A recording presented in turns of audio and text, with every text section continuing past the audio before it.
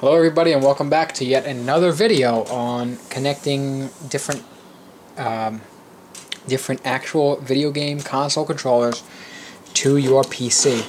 Again, I'm using this hacked Super 5 Play, which is a multi-tap allowing 4 controllers, Super Nintendo controllers, to be connected. I've hacked this thing to make this work with a PC.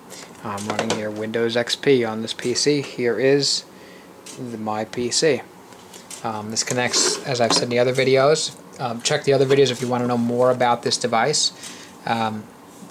This device connects to the PC with through parallel port connector, DB25 connector, and through it gets power through a Molex connector connecting directly to the power supply of the PC.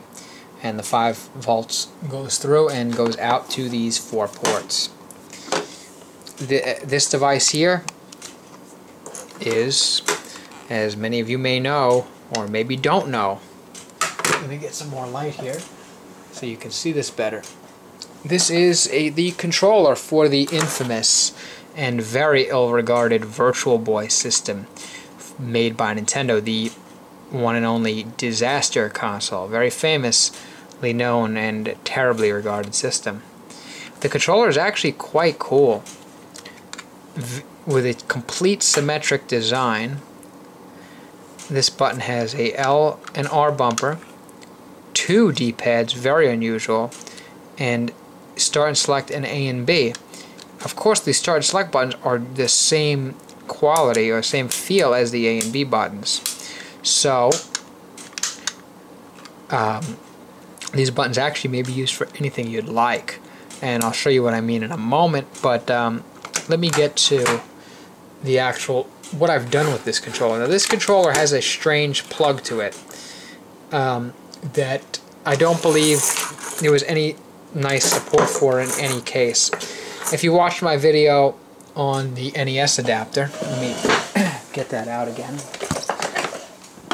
I built this device here, having a Super Nintendo male end, so it can plug into here, into one of these ports. Like, for instance, I'll just plug it into port 5, since I'm not going to be using that port for anything.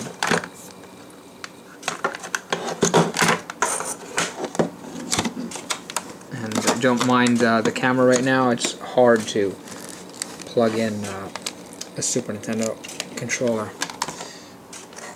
without resting my hand on the other arm. So here, I have here in this final port, which 2, 3, 4, 5 really corresponds with controller 1, controller 2, controller 3, controller 4, is a Nintendo NES 8-bit female connector.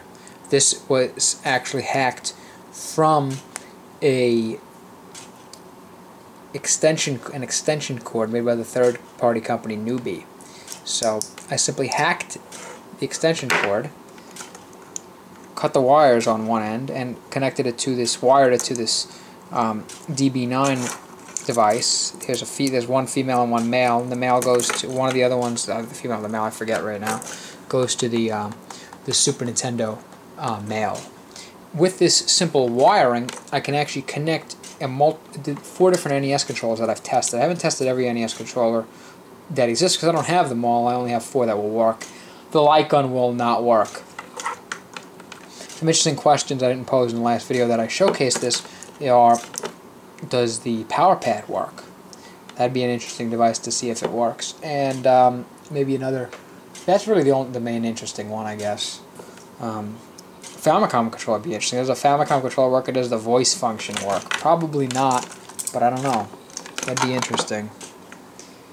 If you know about the original Famicom controller, you can make noise into it and it can recognize the noise. It can't recognize the notes, just that there was a sound made. So it has an interesting microphone feature. Anyhow, let's go back to this Virtual Boy. I don't know if that works. I don't own a Famicom. I think you have to cut the actual controls off from the original Famicom system, because on the original Famicom you cannot take controllers off. There are no plugs. They are hardwired into the system, which is a really bad design.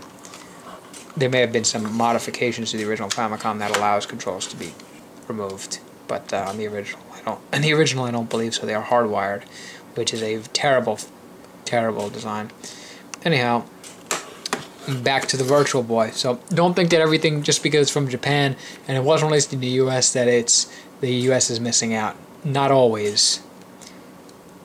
Okay, so let's go back to this Virtual Boy controller. Well, this controller, this is based on a schematic, the wiring on this. I've wired this, the hack that I did.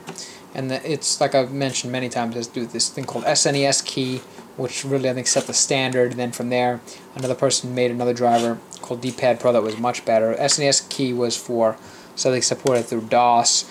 D-Pad Pro was supported for Windows 95 and 98 through DirectX and through the control panel, so they came up as Windows devices.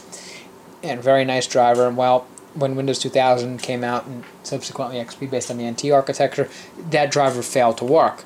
Somebody else made a driver called PPJoy, which is great, and that carried on that same tradition with the wiring schematic. So I'm right now running PPJoy on my Windows XP machine. Here's the actual driver window coming up here, and we'll go back to that in a moment. Anyhow, the wiring on the NES, the Super NES, and the Virtual Boy are all the same. They use 5 wires, and they use them in the same ways. So, thinking that way, I decided years ago, well, wouldn't it be interesting if I bought a Virtual Boy controller and made its end a Super Nintendo male plug? And that's what I did. So, you can see here the wire coming from the Virtual Boy controller. You know, it's short, it's a portable system, and it has this weird thing. I left it on there, I don't know if it's important, I really don't know what this does, but I hacked the rest of the wire, and let me take this apart. You can see this goes to a DB9, just a standard connecting pin connector male. I only needed 5 of those pins, I didn't need all the other 9, so I only used 9, and here's a DB9 female at the other end going to the Super Nintendo male plug. So by connecting this, and I'm going to put the camera down because it's hard to connect them. It's easy to disconnect them with the camera, holding the camera, but hard to connect them. I do not have a tripod, sadly, but this is the connection it makes. And there's probably much better ways and much less bulky. This is very bulky. It works, but it's bulky. Ways to connect these things, but I just did it this way. So it works just fine. Now here's the Super Nintendo male end, and I'm going to plug it into the first port here, which is number 2 on this device. That has to do with the way the multi-tap worked on the Super Nintendo. I don't want to explain that right now. If any of you, I actually addressed it in another video, if any of you are interested. You know, if you want to really know, you could ask a question below and I can answer it for you. But right now, here's number 2 connected to. That's actual corresponds to controller 1. So here is the Virtual Boy controller, and we're going to and if you watch my other videos, you already know what I'm going to do next.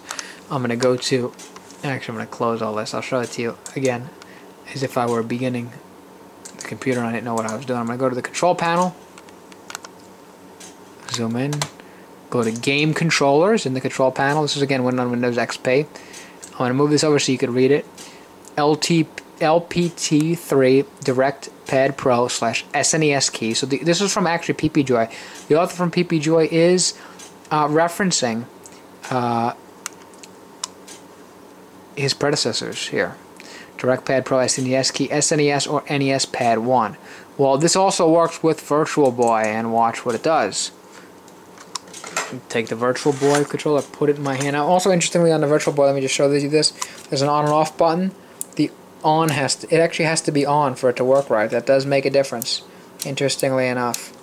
There's some other weird thing in the back here. I don't know what that's for. Maybe that's it, like attached to the system, but it's not really comfortable. It's not a nice thing in the back.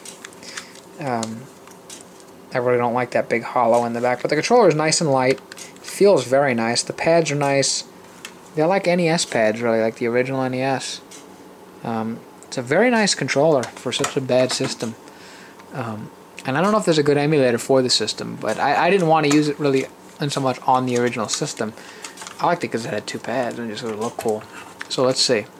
I'm going to push up on the controller, the first controller. You see it goes on this, down on the I call it the left controller. I don't know if there's a first controller, the left controller. Right on it. I'm going to hit the L bumper. See, it's corresponding to button 7 down there. The select button. This thing is having some problems here focusing. Here's the start button. I'll move my hand over to the other side of the controller. A bit awkward here. Let's just try it out here. And up, you notice it doesn't move the axis here. It moves button 5. Here's down. Really hard. I'm just gonna say I'm pushing down here on this, on the left. Oh, I'd like to show it to you too, so you can believe me.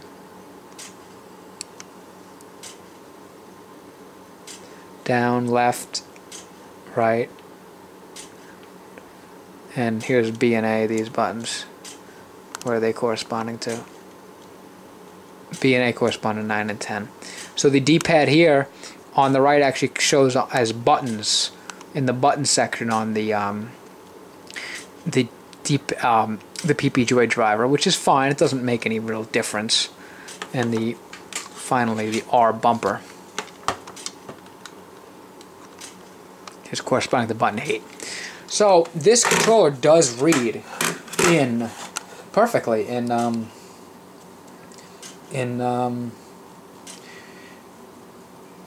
Windows. So that means it's going to work on an emulator that supports a controller through Windows, which most of them do. And that's really cool. Now this controller here, I was thinking it'd be great for Robotron. I really like that game, Robotron. It'd be really cool for Maximum Carnage, you know, that kind of, I think it's called Maximum Carnage, or no, it's not called Maximum Carnage, Smash TV, and then there was another game, maybe it was called Maximum Carnage, I think is a Super Nintendo game based on Carnage from Marvel. But there's a game that's like a sequel to Smash TV, and that's another cool game. And those would be very cool, because those had 2 sticks. Well, instead of 2 sticks, why not use 2 D-pads? It'd be very cool to have that. So this would actually work for that. This would work for games like that have that 2 D-pad feel, or 2 stick feel. You could use 2 D-pads with just a very, very cool controller.